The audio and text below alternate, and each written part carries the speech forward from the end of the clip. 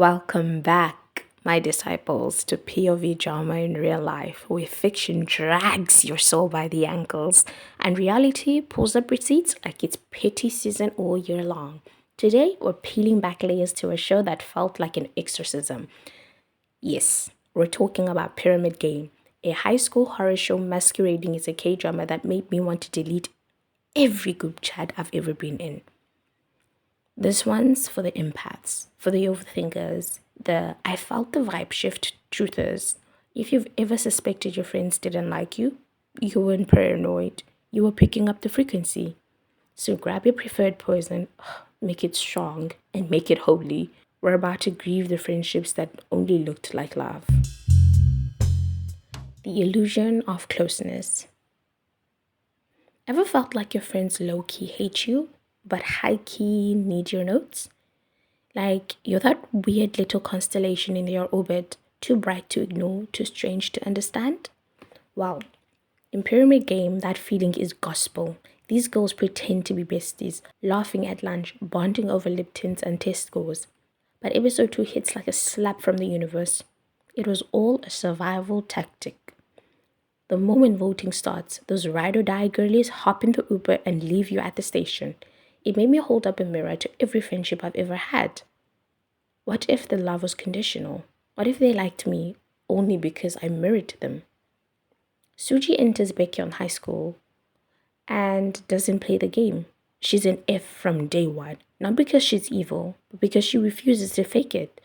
And you know what? That threatened them because conformity isn't friendship, it's performance. You ever say no to a plan and watch the group turn cold?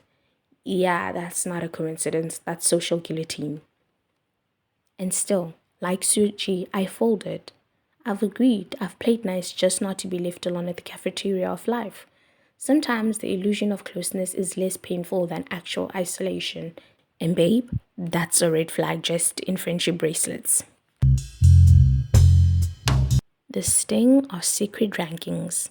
Nothing cuts deeper than realizing the people who smile at you are the ones secretly voting you off the island. In the show, they shared lunches, secrets, but never trust. Because when you're surrounded by extroverts who adopt you like a pet introvert, you learn real quick. Some people collect friends like accessories, and some of us were never meant to be carried. You ever hear how your friend talks about her friends? Yeah, that's your future, sweetie. I developed paranoia disguised as people pleasing. I shared just enough to stay relevant, but never enough to be vulnerable. And the politics of friendships, oh, they made me so sick because suddenly it's not about love, it's about leverage. A popularity stock market where your value drops the moment you stop performing.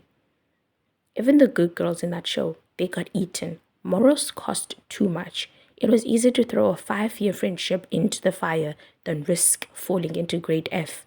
Because when safety is a pyramid, someone has to be at the base.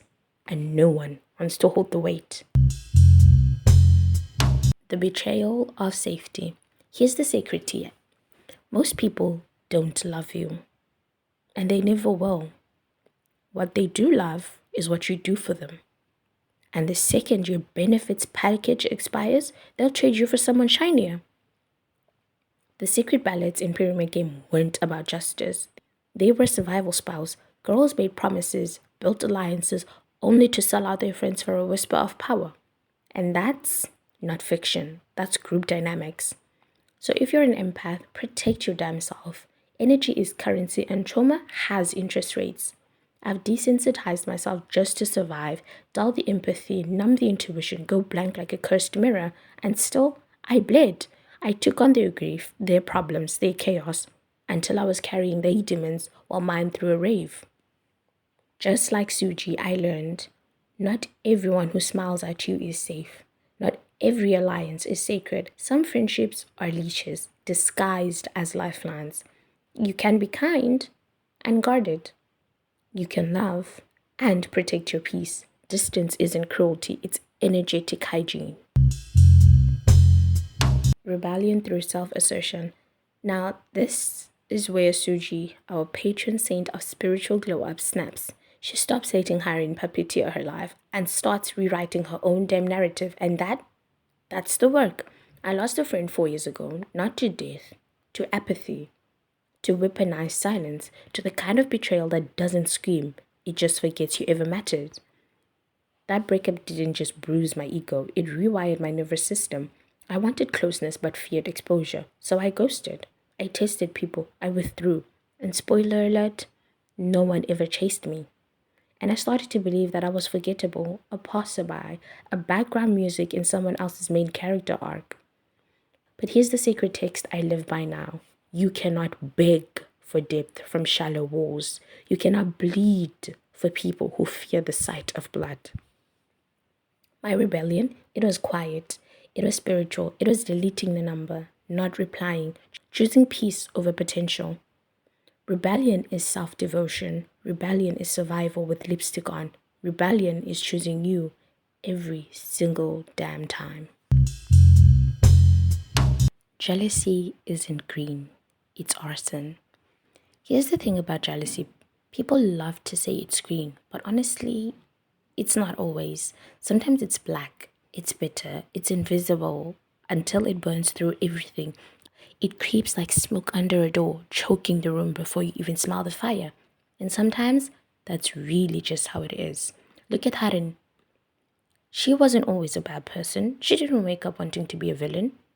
But when you're hurting and you see the person who hurt you being loved, forgiven, celebrated, you start to rot. Ha-Rin couldn't stand that people still like Myungju, that she made a mistake, learned from it, grew, and people gave her grace. Meanwhile, Ha-Rin was frozen in that pain, unable to move on, so she became jealous. Not the type of jealousy that throws shade or makes passive-aggressive comments, no. This was the type that builds monsters, the kind that says, if I can't forgive her, no one else should. No one deserves to. She couldn't stand that the person who broke her heart was being given a second chance. And that's the kind of jealousy that burns bridges before anyone even notices they're on fire. And that's exactly what happened to me. That friendship breakup I had, yeah, deeply rooted in the same kind of jealousy. But plot twist, I wasn't the one that was jealous. I was insecure, sure. I didn't understand why people liked me. I didn't even like myself. I actually hated myself. But people gravitated towards me anyway. I've always been told I have like an aura, an energy, something magnetic about me. At the time, I didn't see it, but apparently it was loud.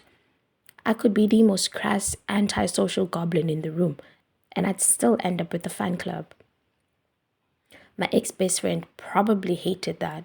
She was the extrovert, the people pleaser, the social butterfly doing somersaults for attention. Meanwhile, I was over here giving side eye and don't talk to me energy. And people still talk to me. That messed her up. And the part that cuts deepest, I didn't even try. But that's how jealousy works. It festers in silence. Neither of us saw it coming, but it consumed her. One day we were best friends, and the next, she cut me off with no warning, no explanation, just silence, no confrontation, no accountability, nothing, just vibes and venom. And I've heard the things she said about me. I know the things she did, but I won't air them out. Not because I'm trying to be some saint or pretend I'm above it. No, I'm very petty, by the way. But because I chose healing. I chose me. I forgave her, not to feel bitter or for good karma or any of that spiritual PR. I forgave her because I finally forgave myself.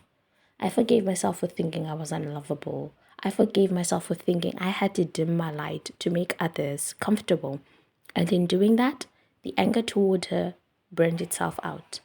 So if you've got friends who throw you under the bus as a joke, or just this once, or even only when it's convenient, cut them off. Cut them off. Because that's the kind of person who will smile in your face and sell you out for applause. Those are the type of people who will leave you bleeding in a ditch and still call you sis. And one day, that little shade or snide comment won't just hurt your feelings, it'll ruin your life. Be careful who you call your friend. A jealous friend is the most dangerous kind. That's the friend who'll smile while plotting your fall. That's the friend who will vote you into grade F and act like it's a game. Protect your energy. Your aura is strong. Your light blinds. Do not shrink for the comfort of people who would burn you just to feel warm. And when you finally let go of that dead weight, you'll realize it was never your fault. It was theirs.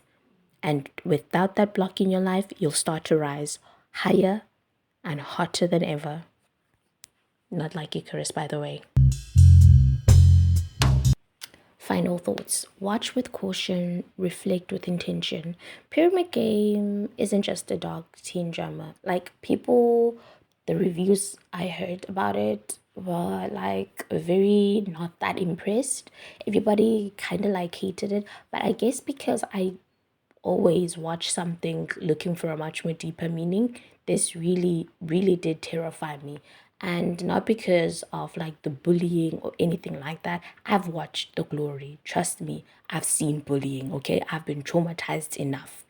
But because of the entire dynamics and everything the show meant to me, I was still hurting from that wound that I still had, even though it had been like 3 or 4 years. You get me? I was still hurt. My heart was still bleeding. So I feel like this show really went in, dug around that open bleeding heart, and was like, yay, let's make her bleed even more. I felt like that's why after I finished watching it, I didn't even want to talk about it because I just couldn't process everything until I actually was like, okay, now I'm ready to face those demons. So, what I will say is, it's a cautionary tale, a social autopsy, and an emotional reckoning, all rolled in 10 episodes of trauma. Okay? So, for me personally, like I said, I've watched The Glory before. That made me wince. That made me want to bleach out my eyes. Pyramid Game made me want to rip my heart out. So, watch with caution. And if you've watched it, slide into my DMs. Let's cry about it. Let's spiral. Let's heal. Let's talk about times we were a Suji, or worse, when we were the silent voter in someone else's downfall. And if you haven't watched it, don't binge it on a bad mental health day. Drink water, journal, meditate, and then press play. Before I vanish like loyalty in a group chat, support the podcast on Ko-Fi. Subscribe, tip your high priestess, join the cult for exclusive rants, spirals, poems, and the sacred chaos I don't post on social media. Also, would you like to learn more about attachment styles? Vote for a bonus episode. I'll drag myself through the archives of heartbreak and break down every avoidant, anxious, disorganized shade of friendship hell. Plus, we'll study Attached by Dr. Amir Levine like it's scripture. Also, follow me on all my socials: Instagram, Facebook, TikTok, and Snapchat. Until then, stay hot, stay safe, protect your vibe like it's your Wi Fi password.